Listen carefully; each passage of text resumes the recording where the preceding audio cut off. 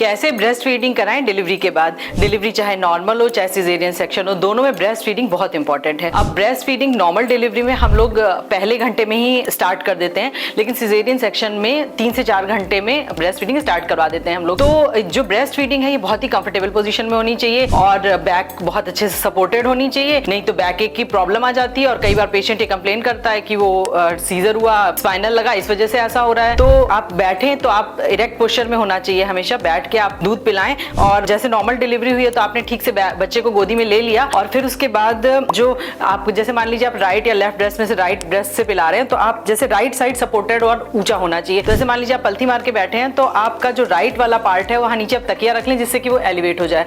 अब बच्चे का हेड एंड ऊपर है और फिर बच्चा दूध पिएगा तो उसको बच्चे की जो नाक या सभी की जो है नाक और कान और गला कनेक्टेड होते हैं ना। तो जैसे अगर मान लीजिए कि बच्चे में रिफ्लेक्सेस इतने अच्छे नहीं होते हैं, तो अगर आप बच्चे को फीड करा रहे हैं और लेटे हुए स्थिति में फीड करा रहे हैं तो बच्चे के कान में दूध जा सकता है, जिससे कान में इन्फेक्शन हो सकता है, जिसको ओटाइटिस मीडिया कहते हैं, या उसके गले में इन्फेक्शन हो सकता है, या सांस की नली में दूध जा सकता है और उसके रिफ्लेक्सेस उतने अच्छे नहीं होते हैं, इसलिए वो कफ नहीं कर पाएगा, एस्पिरेट कर लेगा। इस चीज का ध्यान रखना बहुत जरूरी है। दूसरा, बैक अगर आपकी सपोर्टेड है, जैसे आप कुछ बड़ी पिलो रख के उसको सपोर्ट करके रखेंगे, आगे झुक के नहीं बैठेंगे तो आपको बैक एक भी नहीं होगा।